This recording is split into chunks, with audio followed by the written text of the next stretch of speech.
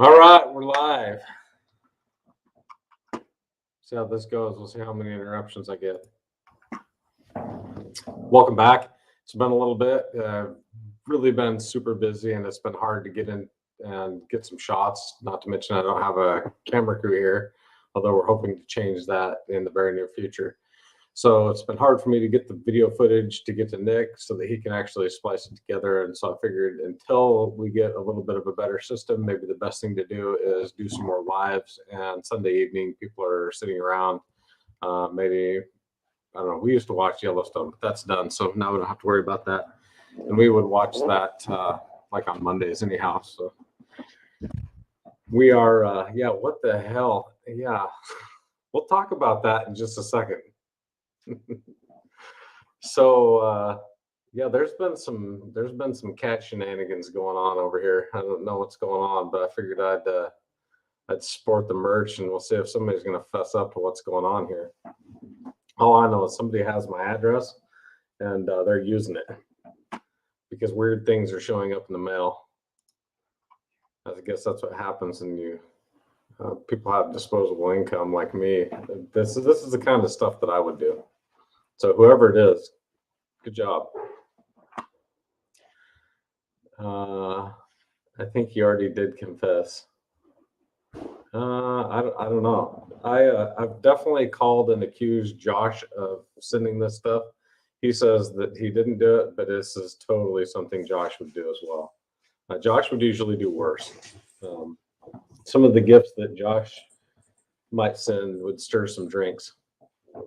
That's not their primary purpose, but I wouldn't put it past him to send something that could stir drinks and do some other things. So, it's been pretty busy. Yeah, Lauren. Everybody's pretty mad about the fact that I would run over your cat if I saw it in the middle of the street. Don't worry, Roger. You haven't missed a whole lot because there hasn't been a lot. Although the shop update was pretty big.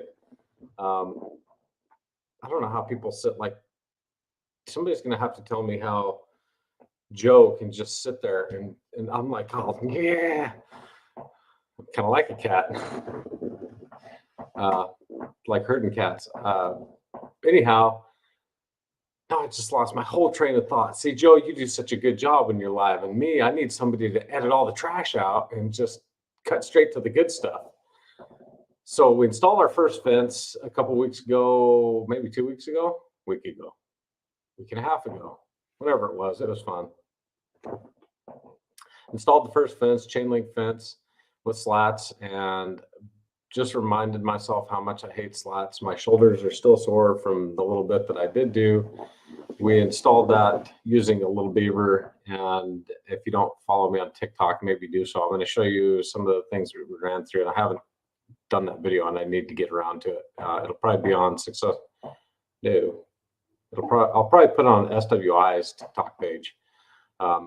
We tried to get through some asphalt, and the little beaver obviously is not adequate for that. And so I'll show you how we did that very easily, probably about 4 inches asphalt, and we're able to barrel right through that without too much trouble. So, boo. I don't know who this Facebook user is. So let me show you while we're waiting. I'll just, I think, share my screen here and show you that if I can get advanced enough to be able to do this, we'll go over here. I'll share a screen and okay, share a screen. We're going to share that one. Oops, that's no good. That's no good. Hang on. We're going to have to get better at this. This is terrible. Remove, share.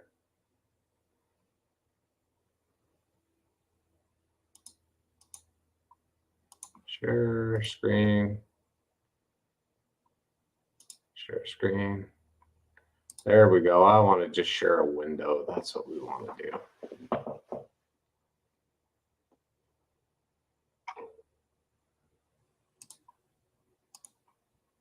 There, how about that?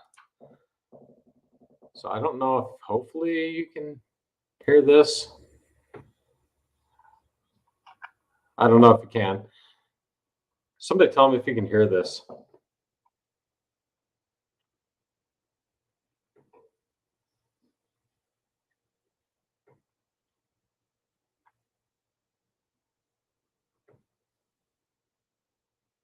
Okay.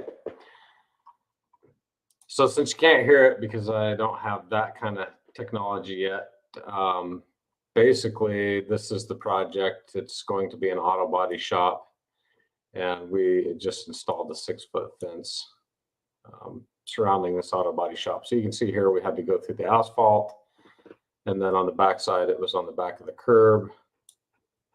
This is the whole backside. We're in the middle of sliding it. This is the new, I don't know, we're going to call it Dumpy G. Nobody's giving me good names for these things, and my kids seem to think this thing needs to be called Dumpy G for whatever crazy reason. So that's probably going to be the name on it, which means I have to go to the vinyl people and say, hey, print me some stickers that say Dumpy G. And he's probably going to be like, that's the stupidest thing I've ever heard. I'll be like, all right, well, that's just what we do. I didn't get any better suggestions. So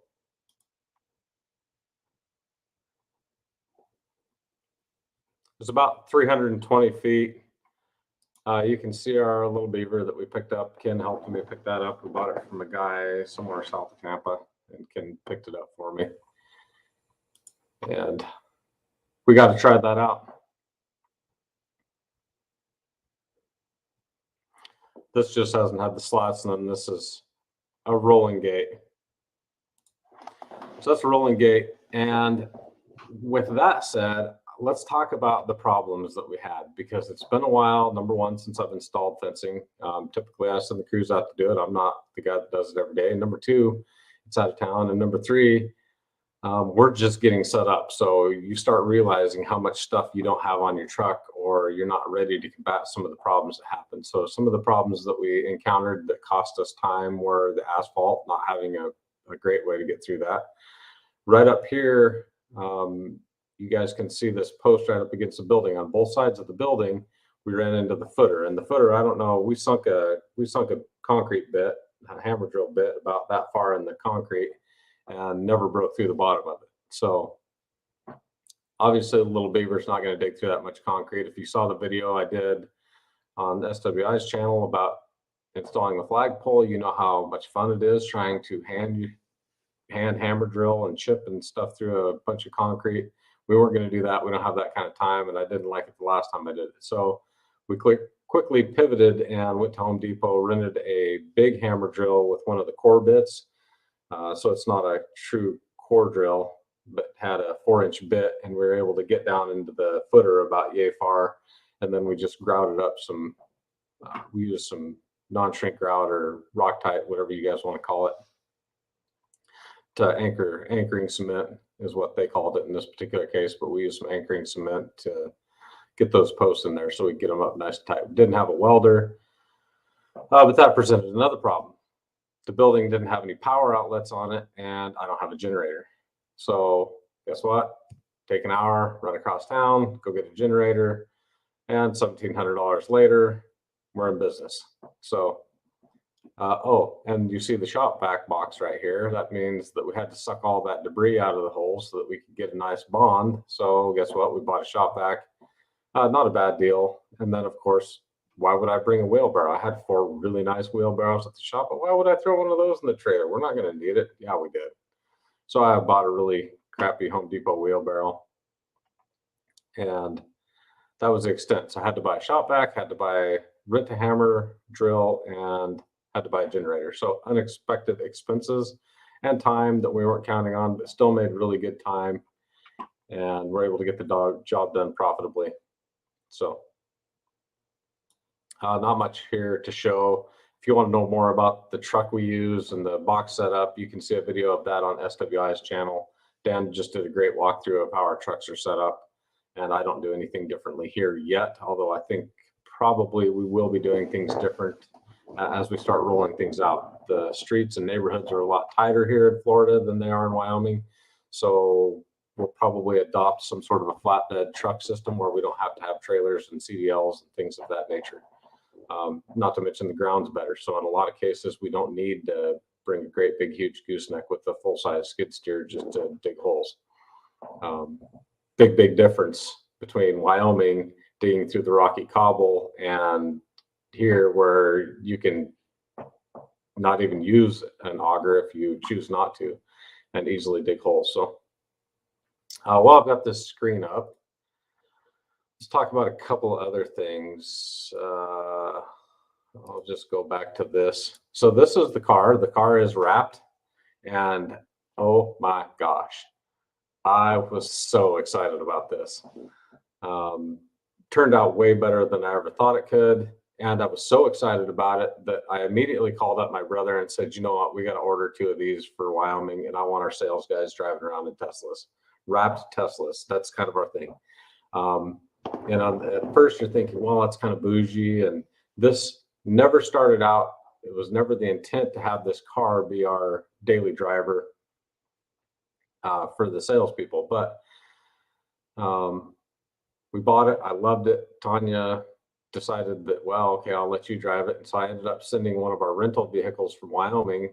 We have, for those of you who don't know, we have had 6 rental vehicles in Wyoming that we rent out to tourists and stuff. And so she decided that one of the vehicles was a Chevy Traverse of 2019. She decided that if I brought that up here for her, she would be happy to drive that and let me continue to drive the Tesla, which I just love it. I mean, man, I love it. So bought the Tesla and then decided to wrap it for advertising because it's great advertising,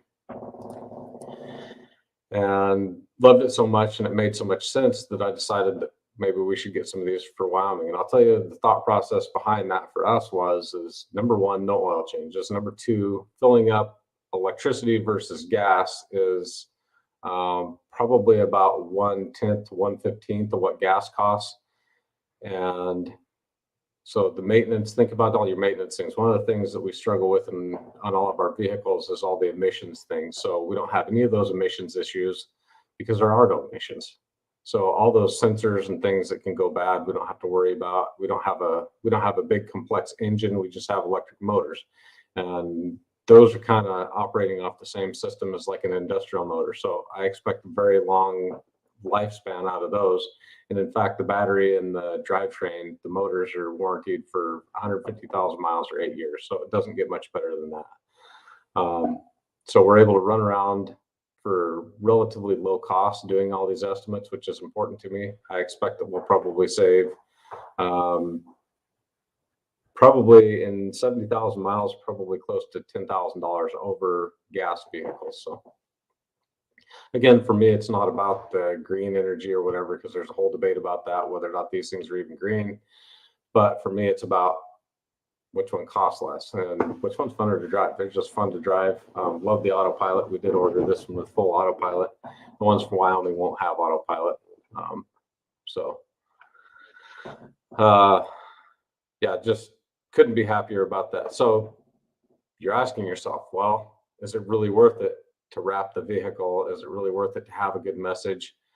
Interesting story about that. Today, I took one of my sons over to Jacksonville and he wanted to go to Lego. So we go to Jacksonville, we park at the gas station. We get some drinks on the way home, and I get home and there's a voicemail for me. She says, yeah, I saw your Tesla and I need a fence. Damn, that was quick. So people notice that stuff. It's noticeable, but in a manner that I'm comfortable with, I guess. So let's see. So that's the car. Super happy about it. I'm happy with the way they perform. So happy so that we ordered the Model 3 is what we ordered for Wyoming. This is a Y, and the Model 3's overall cost is about $53,000 on the Model 3 without autopilot. So I don't know who this guy is, but you need to go away. Block user. Jeez. Stupid people. I've been infiltrated by the morons. Something about Hitler. No, I'm good. Anyhow, so it's starting to get noticed, and that's really what we want to do. Is we want to put a message of quality out there, and so that's really what all this is about. It's just about quality, and that we're, I want to be thought of as a classy outfit, and hopefully that's the message we're sending. This is not Diet Pepsi. This is brought to you by some sort of little squirt bottles of something and water. I'm trying to drink more water and less Diet Pepsi, so a little healthier New Year. We'll see how long that lasts. Roger says, let's see, hang on. Roger says, yeah, hey, go ahead and hit that thumbs up and that like. Let's kill the algorithm here while you're at it. So Roger's always looking out for us.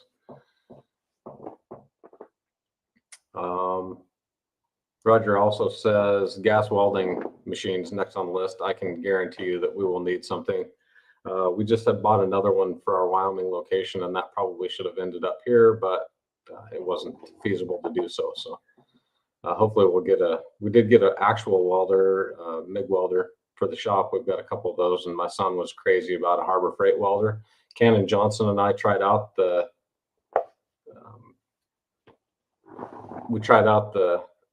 Harbor Freight $200 welder, and that's actually pretty respectable. So if you just need a cheap 110 welder, go to Harbor Freight, get the little green thing. It weighs about 5 pounds, and I don't know what kind of magic's in that's actually making it weld for that cheap and that light of a box, but it actually works. So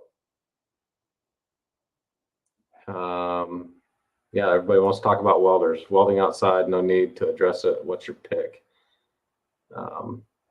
Yeah, so my pick for outside welders, gas welders, is going to be Lincoln. I'm a big fan of Lincoln. So the 305G is what we just bought, and I think our other welders, we've got a whole bunch of them. One of them is just like the old Ranger with the 8 horsepower, and the other ones, I think we have 3 of the.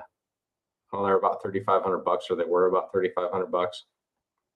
Lincoln Eagles, I want to say, is what they are, but they work great. We had a Miller Bobcat, and I don't know, I just felt like it gave up the ghost a little too soon and never really worked that great.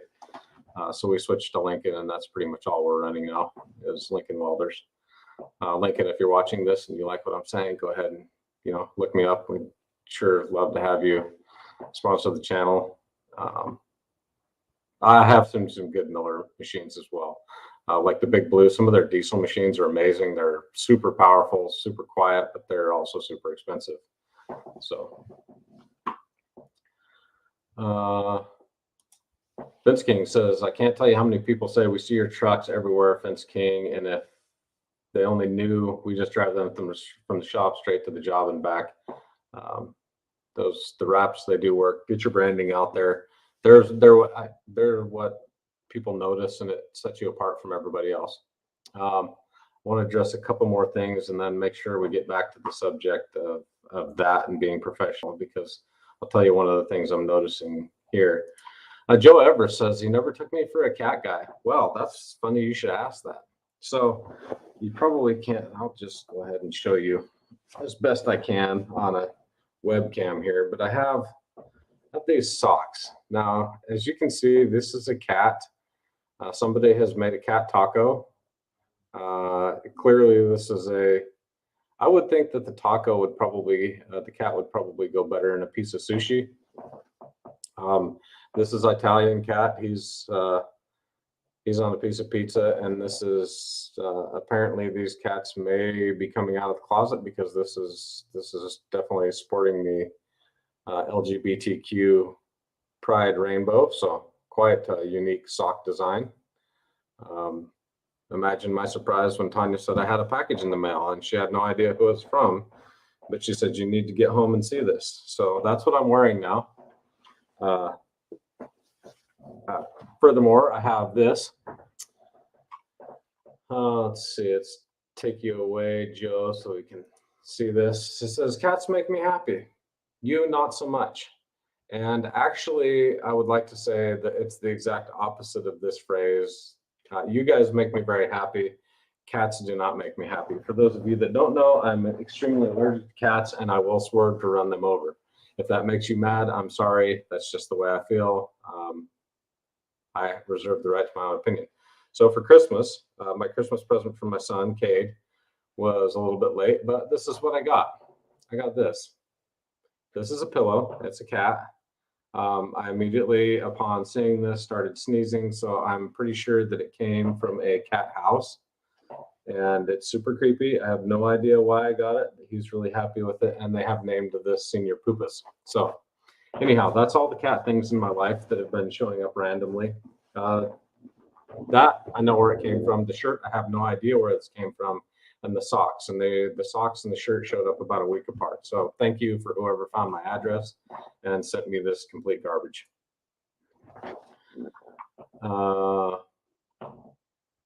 So there's that. Let's talk about the market in Florida and some of the things that I'm finding down here. Zach Payton touched on it a little bit in some comments going back and forth on the Tesla Wrap on one of the pages on Facebook. And one of the things I'm finding is that there are a group of people that operate completely legitimately, run their businesses the way they should. And then there's the exact opposite. I don't know that there's any people in the middle. It's either you run a legitimate business or you run a complete crap business and you try and skirt every law that there is. We're doing our absolute level best to be above board and make sure that we're running the right way, building permits and all the other stuff, trying to get licenses, although there's a huge gray area on some of that stuff. And so we'll see what happens with all that here in Florida. But there's the people. For those of you not aware, a lot of Florida is an HOA. So tons and tons of HOAs here. Almost everything has to do with an HOA. It's a real refreshing feeling when I get a fence job. Just sold a couple today, and they're not in HOAs, and we don't have to worry about the HOA. Still need a building permit, not a big deal. We'll get those done. But the HOAs, a lot of times will have an application process. And so you have to apply, you have to put down the contractor you're using, you have to put down the contractor's license, and you think, oh, well, that weeds out all the bad people. No, it doesn't, because there's a lot of people that will go and get their license and then use subs. And guess who shows up to do the job on all these projects? It's the subs. The subs that don't have work comp, that don't have an insurance policy, that are getting paid under the table usually by the general contractor, that are working illegally for the general contractor because they're calling them 1099, and maybe they are, maybe they aren't. In a lot of cases, I know several of them that are paying cash and they're using the general contractor's trucks, but then they get to pay by the foot and stuff. So they're artificially lowering the market and making things way cheaper because they're cutting every rule. Those are people that are out there just to work for a job. And I don't need a job. I have a job already. I'm working at this to make money. I want to build a company. I want to make a company that's worth something. And I can't do that at charging myself out at, $25 an hour or whatever. And that's what these people are doing. So there's a whole illegal underbelly to all this stuff. And when somebody calls me up and says, oh yeah, your price got beat, you were $1,000 more expensive on that. And this is on like a $4,500 fence. I'm like, yeah, I know what's going on here. Good luck with that guy. And to you guys, if you are one of the companies that are out there and you're watching this and you're watching me and you're in the Florida area or some other area and you're hiring these subs that do this, you're part of the problem. And anybody and everybody that's out there competing against you, I hope they all turn you in, because you shouldn't do that. You can't do that. It's illegal. You're doing everything under the table cash, and paying these people under the table. You're avoiding all the payroll taxes. They're avoiding all the licensing and requirements. They're avoiding all the taxes, everything that all the rest of us have to pay because we're legit. And I hope you get turned in. And if I find you, I will turn you in, because that's a bunch of garbage. So there's two groups in Florida. I'm trying to be on the good group, and there's a whole other group that is not at all like that. They're terrible. They're terrible for the industry. They're terrible for everything that us professionals should stand for. And this isn't just in the fence business. I have a feeling that this is the same thing that you see in every other trade in Florida, anywhere out there. Just go look at some of the houses that get built and all the complaints about them. It's just lowest contractor wins, and that's all they care about. But we're still selling jobs, and my goal is to either be the highest or the second highest. I'm fine with either one of those. And we're still selling jobs. To date, let's see where we're at. Trying to give you guys an idea of going to my contacts. I'll share with you a little bit here. And I'll let you see this. I think I can just pop this. Hopefully. Yeah, there we go. Okay. So we have, let's see, contacts. This says we have 82 contacts right here. And this is Job Nimbus for those of you that are not familiar. We've been using Job Nimbus since I got here. It is a great CRM, and it's more than just a CRM. And if you guys want me to show you around a little bit, I can kind of show you some of the things I love about it. But let's get to this other stuff first, and we'll leave that towards the end of the hour. I'm going to try and keep this thing to a straight hour. But Job Nimbus is amazing. I can't say enough good about it. Anyhow, so we've had 82 contacts. Every time somebody calls in, we put them in here. And I got into this because I got onto the board and Fence Professionals Network, and everybody says, yeah, we love Job Nimbus. You guys are 100% right. If you're not using this in your business, you should really think about it, because it's just absolutely amazing. These are all the jobs we have awarded: 1, 2, 3, 4, 5, 6, 7, 8, 9, 10, 10. So, and we already did another one.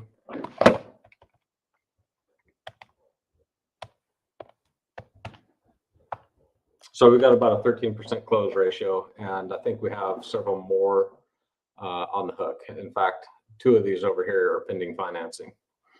So probably about a 15, I'm trying to run about a 15% close ratio, and I'm totally okay with that. We're not trying to sell every single job out there.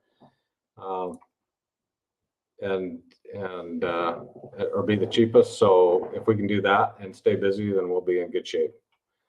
So this is what it looks like inside that contact. We can save all of our documents for this customer are saved right here. These are surveys. This is all of our documents that pertain to this project. The financials is if we sent her an estimate out of here, it would show up in the estimate. We can send her emails out of here. And every time we send her an email, you can see right here, it's tracking that. If she calls us, because we integrated with Simply, and this is big thanks to Fence King. And we're still learning. There's people out here that are way better at this than me. I'm just getting started and loving what it can do. But I can send emails out of here when we create a calendar event. So if I schedule an estimate here, we have some estimates scheduled here this week. And as soon as I create this estimate, it automatically sends them a reminder of their estimate and then starts talking about our financing options. So if they're interested in financing, they can get that ball rolling. And financing here in Florida, huge deal. In Wyoming, not so much. I think we financed maybe 1 or 2 fences the entire 20 years I've been working in fences in Wyoming. But down here, we've already got 2 people financing, and we just rolled this out like 3 days ago. So it's a big deal. If you're not financing or offering your customers financing, you're missing out, and that goes for all trades. So this is the financing we're offering, and you can see here that we've already had 1 customer. He did not finance, but this is another piece that is in the financing package, is that it gives me a way to send customers invoices. So this customer wanted to pay a deposit, and he wanted to use a credit card. Well, guess what?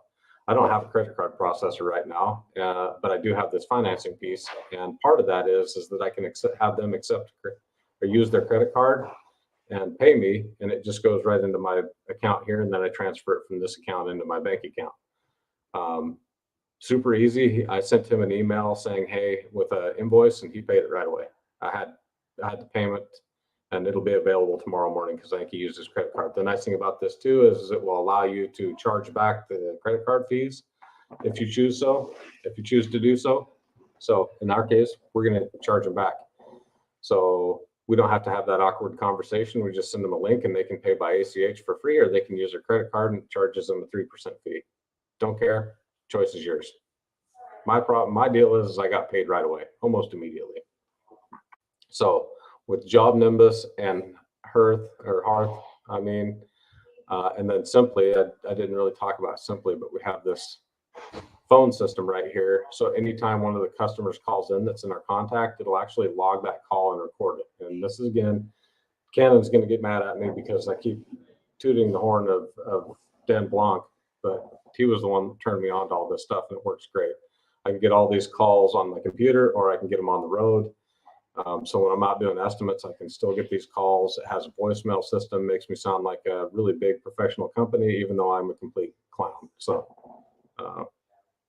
yeah, and Joe just brought up, I'll put his comment here. We pay through Job Nimbus is a direct integration, so the new pay button is on the invoice. The client pays a fee on there as well. So I don't have that set up yet, and I think we're going to maybe move that way, but this just gave me a quick, easy way to be able to set that customer's payment since I don't have a processor, and I didn't have to pay a bunch of fees and everything. So looking really dapper on your profile picture there too, by the way. Joe, I guess I'm assuming that's son or daughter. I can't read. It's pretty small, hard for me to tell, but so here is a question. Now, Dan Hardy says, as of now, it's illegal for us to pass a 3% charge on to the customer, pending legislation to allow. I thought that was, somebody talked about that being a nationwide law that passed that says you can, but I'm not 100% positive. And I think we talked to Hearth about this, and they said that yes, that law actually did change and it was nationwide. So double check that, Dan. You may be able to do that and not be aware of that. Somebody says they don't see any cats. Yeah, there's no cats in my house. The cats are all on me. I'm professing my closet love of cats. So sorry, Cynthia. Yeah, it's I don't call it anything. So talking about the credit card convenience fees, Josh says, don't call it a credit card fee, call it a convenience fee. So there's different ways around all of this stuff. Figure out what your laws are and how you do it, and that's up to you. But we're just trying to figure out how to get paid as fast as we can. And I know that I live in Florida and people are always charging me a credit card fee. So if I want to use my card, and I've used my card a ton, we can get into that now.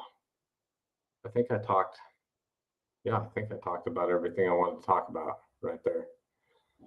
I wonder if you can see this if I bring it up. Let's go to my desktop. I tried to have everything fairly well ready so that I wasn't a complete mess, but I'm still getting used to this. So I'm gonna get a different screen up here. Stop sharing.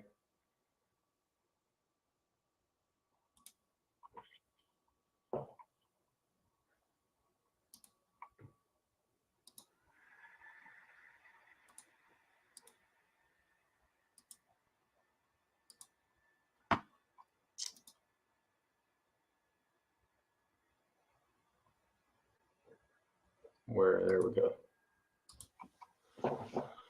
Okay.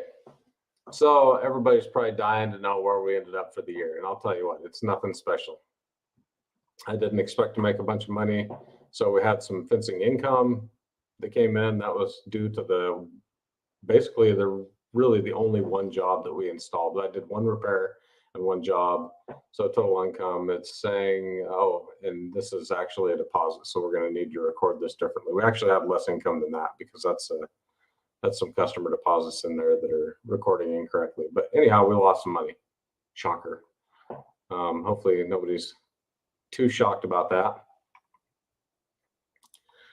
There we go. Now you can see that. So $32,000 in income. Some of that, it's actually worse than that because that was deposits that technically we received and need to be recorded on our balance sheet as a liability. Because those of you that don't know, when a customer pays you a deposit, let's say you collect 50% deposits, you cannot record that as income. Technically, by GAAP standards, that's a liability up until the point where you have procured the materials. They're sitting on your yard ready to go. At that point, if you wanted to, you could bill out the material portion of the project and record that as income on your profit and loss. But until then, it's a liability, meaning that if, like we've seen so many people do, your customer calls up and says, hey, I want to cancel, I want my money back, and you don't want to get a big negative review, then you'll refund that money and you have a liability on your balance sheet to return that money. So typically the way we do it is we record it as a sales receipt and it immediately goes to our current liabilities on our balance sheet until we actually do the job. Once we do the job, we bill out 100% of it, and then it moves from being a liability on our balance sheet to income on our profit and loss. That's a quick explanation of how that goes. But just remember that that is not income until you've actually earned it, and needs to be reported on your balance sheet as a liability. So that's the way we're going to do that. Loss there, total expense, $38,000. I don't even know what we spent $38,000 on. What did we spend? Some supplies, and I don't know. We could, if I had QuickBooks open, I could look that up, but I didn't do it that way. So let's pull this other balance sheet up, and we'll show you where we're at balance sheet wise, and then we'll talk about why it's not as bad as it probably should be.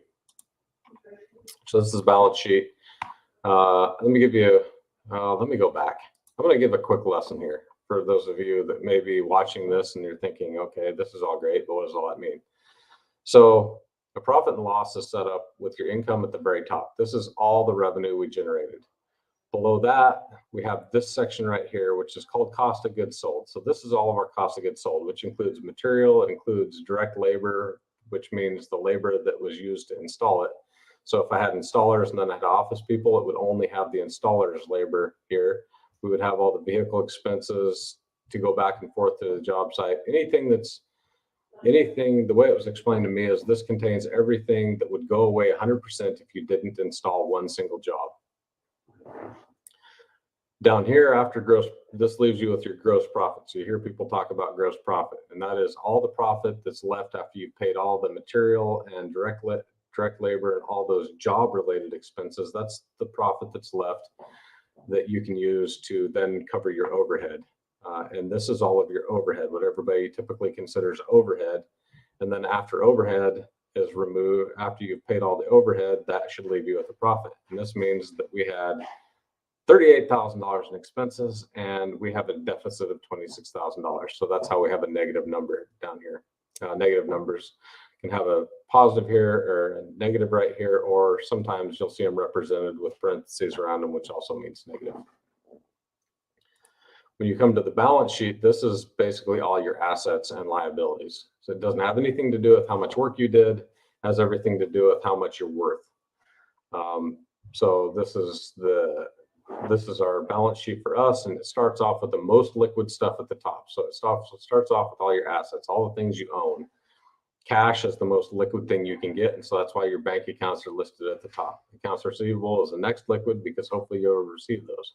Then below accounts receivable, you're going to have inventory, which is fairly liquid. And then you move into things that are less liquid, like construction equipment, lease deposits. If you had a deposit on a lease and you were going to get that back, that's not very liquid because you have to run your lease out and then move out of the building. Real estate, other things like that are not very liquid. So that gives us a total right here of $112,369. That's how much current assets, long-term assets, and all of our stuff. So, and everybody, I'll just show you. Hey, we have the Stony Ridge Farmer here. So everybody say hi to Josh. He's a big supporter of the channel. Love to see him here. So below all of our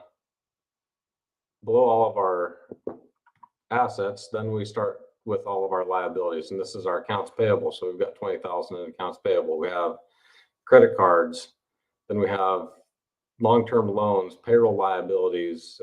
Payroll liabilities can be the taxes on your liabilities, different things like that. So that's next. And these two numbers need to match. So the difference between this number and once you get all your liabilities is usually your profit. So that's your profit, and so or your equity, I mean, and that includes your profit. So it's any equity that you've had in the business from years past, as well as profit from the current year. And so right now we have a total equity of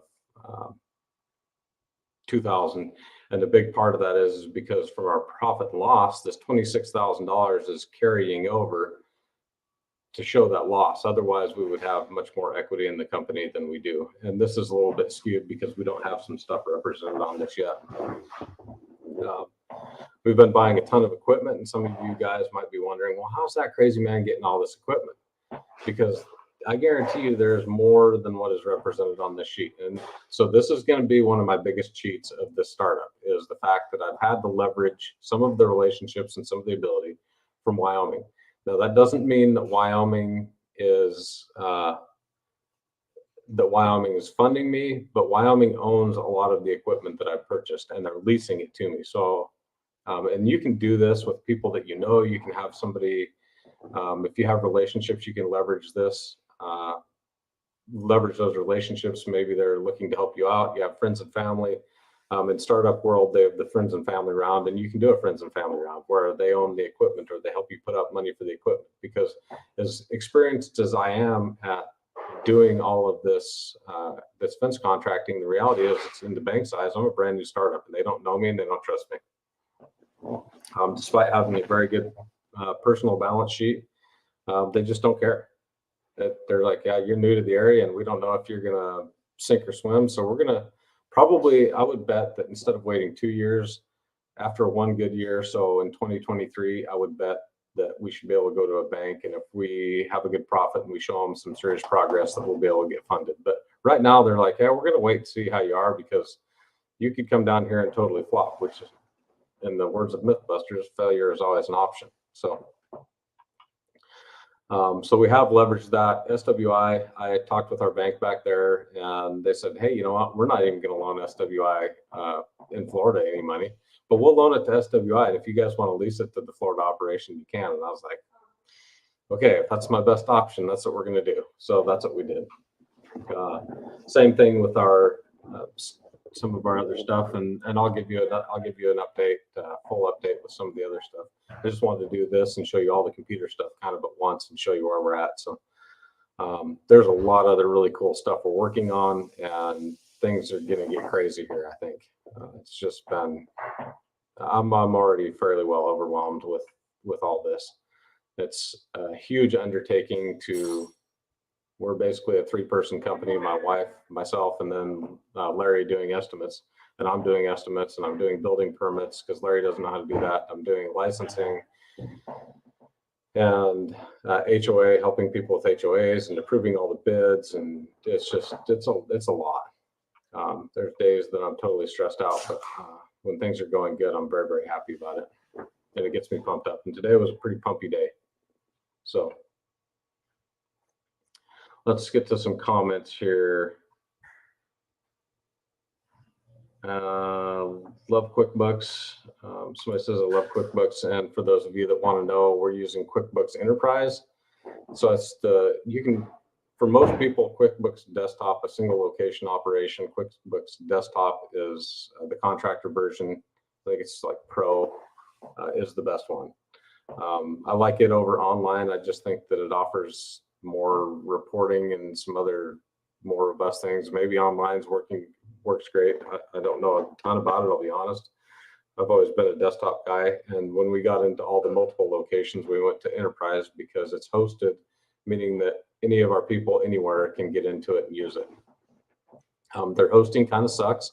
I wish that they would do something better than the system that they've got, but for now, it's okay. It's the world's most okayest hosting service. That's what I'm going to call it. Let's see. Justin Neri says, if I've got $250K worth of material in my lot that I purchased for next year work, does it get counted as a loss for this year? No, it's inventory. It depends on how you record that. If it's billed out on a job and you've been done billed for the job, then you could potentially count it as a loss.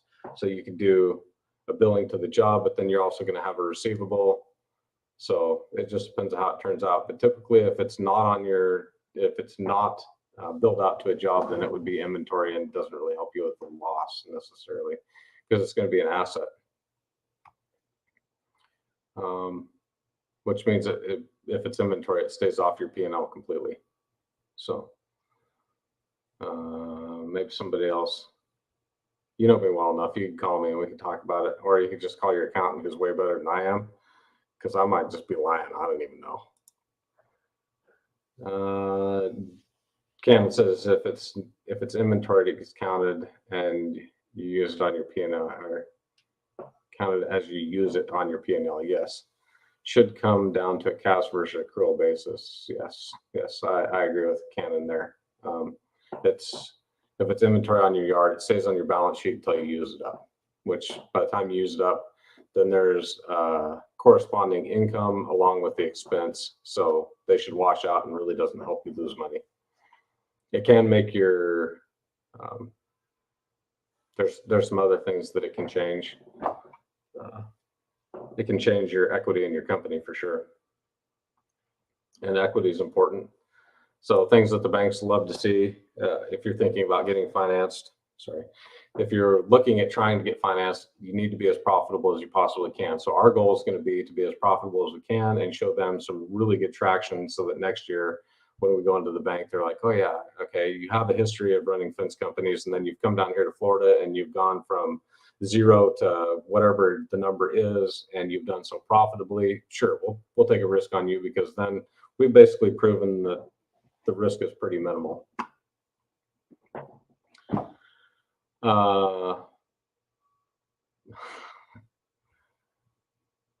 Let's see. Alan Bolting says he hates QuickBooks. So I hated QuickBooks, and we moved to a construction accounting software called what the heck was it? Ooh. I don't know. It's really expensive. It was really difficult to use. And as soon as I had that experience and I spent all that money to go change over to something completely different, and there's Peachtree and some other accounting softwares out there, but they're tough. And here's the reason that QuickBooks is such a powerhouse, is because just about anybody can use it. And if you can't use it, just about anybody can go watch a YouTube video on how to use it. On some of these other softwares, there's none of that available. So when you get into a problem, there's nothing available to help you out. And that's what this software was. There was nothing. And you had to pay for their tech support, and you had to have them call you, and you had to have them hold your hand. And there was one person in our company that knew how to use that software. And oh yeah, did I mention that she quit one day? And we were like, ugh. So not a good idea. That's why I like QuickBooks, is because it's so easy. Even if it's not the best program out there, it's easy to use and it's adequate. We'll use the word adequate until you get into a big enough company where you can afford a different software. But just know that you may be beholden to 1 or 2 people that really know how to use it, and that's not a good place to be. I think it was called Foundation. That's what it was called. It was extremely expensive, and it did a lot of really fancy stuff, and it was freaking impossible to use. It was terrible. Hey, Ben says, thanks for all the videos. Glad to have caught me live. Thanks for watching, guys. I hope you guys are just killing it. There's a lot of good things going up. So anybody in the construction world, hopefully you're learning something from all this. Best first machine to buy, lease, skid steer. I'm going to go with Bobcat all the way. I don't know if you've noticed this, but everything we use is Bobcat, and I'll tell you why we use Bobcat. They were the first one to ever build a skid steer. They probably perfected more about the skid steer than anybody else. The worst thing about a Bobcat's their door.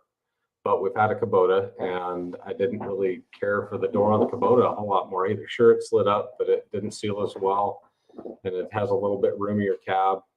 But Bobcat, in almost any remote area that you can go in, and think about us poor people out west where there's 500,000 people in the whole state. A lot of places don't service those machines, so we're stuck using machines that can get serviced almost anywhere.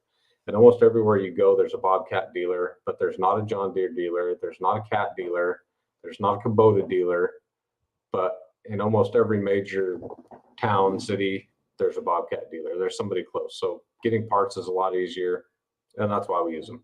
Number two reason we use them now is that they've got the only plug and play remote that I'm aware of. So if you want to use a remote on your skid steer to pound posts, so you can turn post pounding into a one-man operation with an attachment, Bobcat's the easiest way to get that done. Now there are workarounds where you can use other machines to do that, but it's expensive and difficult.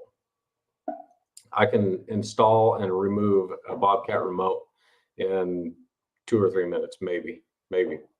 It's super easy. So when we're not using them, we just take them off. We can use them from one machine to another machine. Our crews don't share skid steers. They each have their own. So that's why we do it. Anthony Dayhoff says, good stuff, Mark. I'm in the process of doing my taxes for last year, which is my first year in business, not my first year fencing, just as an owner. Now I love it. So I'm free and happy to be working for myself. And that's one of the things we all love is that freedom. Sure, there's downside, but there's unlimited upside if you're really good at what you do. And that's why I'm here. Switching from sole proprietor to corp, I learned my lesson. Didn't have much guidance and dove into it. Had a record year.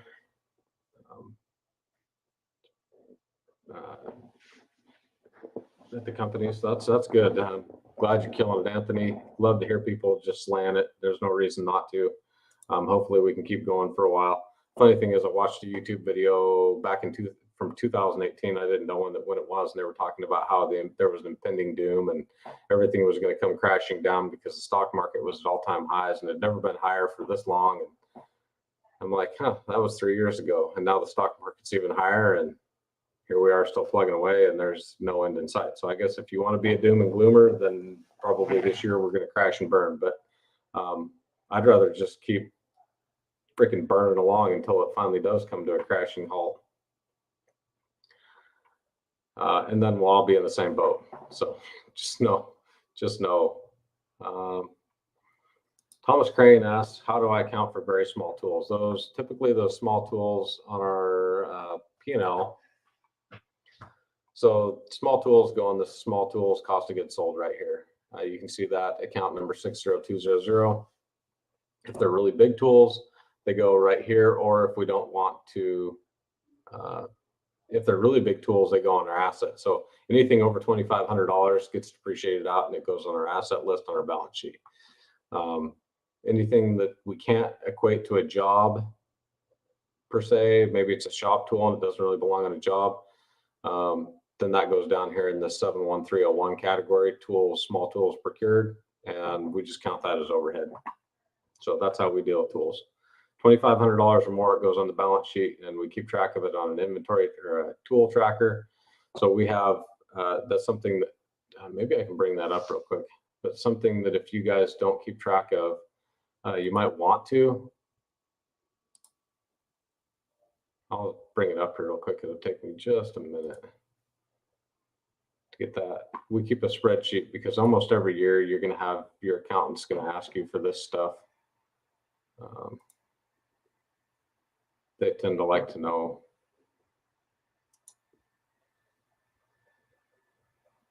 Because they keep a depreciation schedule, and they want to know what equipment you had at the beginning of the year, what equipment you had at the end of the year, what you sold, how much you sold it for, how much you bought the equipment for that you bought during the year.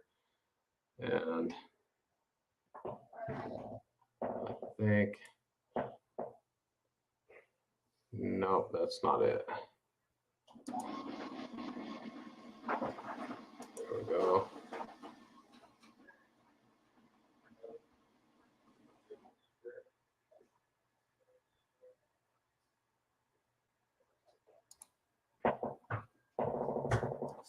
Okay.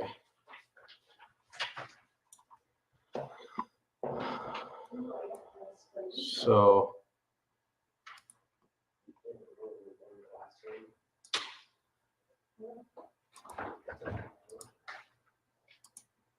You'll see this here in just a second, right here. All right, so this is a spreadsheet that we keep. It's just ongoing. I don't even know. Yeah, this is the most recent one. So it's got this is our master list, and it has every single piece of equipment that we have, what we purchased it for, the year we purchased it, the serial number, has everything. We could total this up and see how much equipment we have, but it's an ongoing list. And we try and keep like items grouped. So trucks and trailers are all usually at the top of the list, skid steers. Then this is everything that we bought so far this year for tools.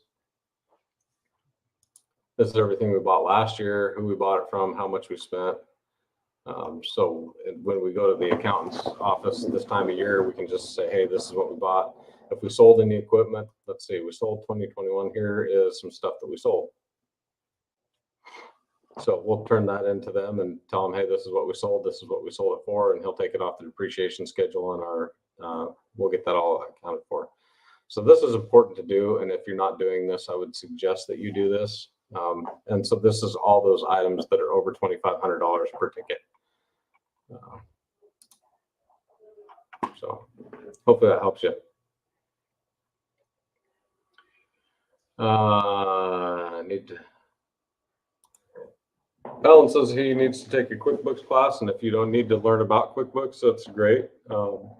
There is so much stuff online on YouTube. You could learn anything that you want. I don't know what this is referring to. Somebody's talking about, oh, County Line Solutions. Hang on, let me go back just a little bit. Ben Martin. So he's wanting to know, let me get this, and he's wanting to know best first machine. So the best first machine for me, like I say, was Bobcat. And that's all we operate with. And I like as far as size of machine, I like the track machines. The track machines are so much more versatile and can lift so much more than the wheeled machines. That's all we buy. I won't own a wheeled machine. You couldn't give me one. I would turn around and sell it for everything I could get out of it and then buy a track machine. County Lines, he says County Line Solutions. Maybe that's his company, Ben Martin. So he's also wanting to know about an MT or skip right to a skid steer. I have both. If you don't have the option, it depends on your digging conditions. An MT is a very capable machine and miles ahead of a little beaver because you have the lifting capacity, you have the bucket capacity, you have all the other attachments, the auger attachment you can put on. You can put a trencher. We've already bought a trencher so that we can do gate operators. If you've got halfway decent conditions, an MT will probably dig in almost everybody's conditions unless you run into a lot of rock. It'll bear it through, it'll boil. We could even dig in frozen ground. It'd just take us a little bit longer, but yeah, it'll barrel right through clay and stuff like that. So, Alex Seaborn, he's started a new company, so he's busy at it. I think in the Nashville area doing some landscape. So, yeah, and you have to stay positive because there's days that can get you down for sure. I had a couple people one day that just told me we were too expensive, and we lost some jobs, and I thought we had a good shot at. That's a bummer when it happens. You almost take it personally. When they tell you that you're too high, it's different than if they just don't call you. It's almost like I seem to take that more personally for whatever reason. So,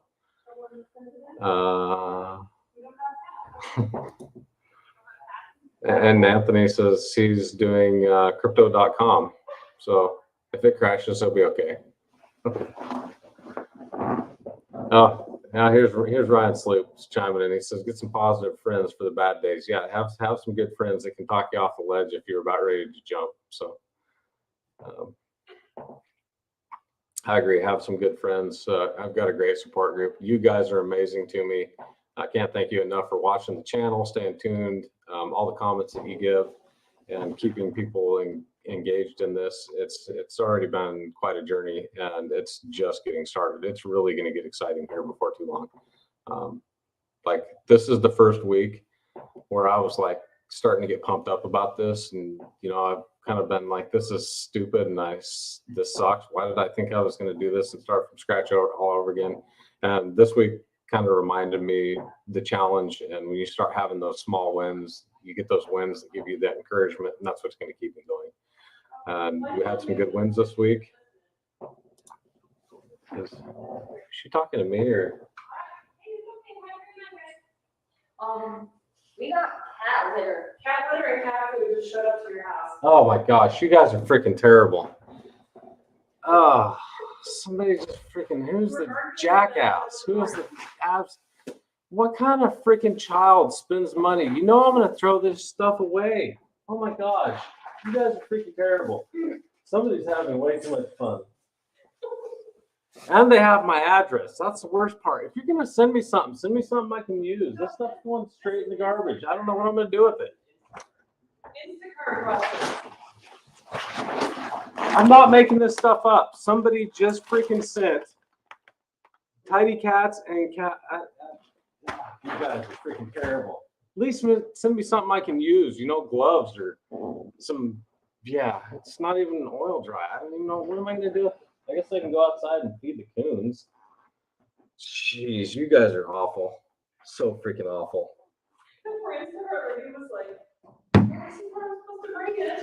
Yeah. Well, somebody paid good money to have that not only bought but delivered. So thank you for all that. It's one of you stinkers. I know it. It's one of you dang stinkers. Freaking terrible. This is what happens when they put county records on the website and somebody can look it up. That or somebody knows me too good. So yeah. Somebody's real clever. Real clever. And if you did notice, sporting the Jackson Fence Company hat again, this has been my favorite here lately. It's been nice and warm. But all in all, I'm loving Florida. Love being here. Dan Hardy. Now, see, Dan Hardy, I picked on Dan Hardy the other day. So I just want you to know that I can take my lumps with the best of them because Dan Hardy, for those of you that missed the Facebook conversation and don't know Dan Hardy. So Dan Hardy is one of the most even guys you'll ever meet.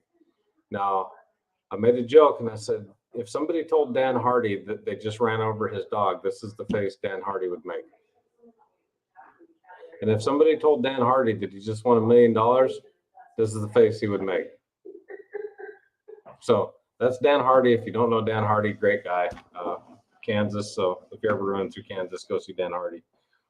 He's got a great shop out there, and he's running a great operation. So anyhow, I am going to. We're 3 minutes over, and that's all you get. I'm giving you an hour. That's all you get. I hope you have a good dang week coming up, and just slay it. And if there's anything you want to know more about, drop a comment down below.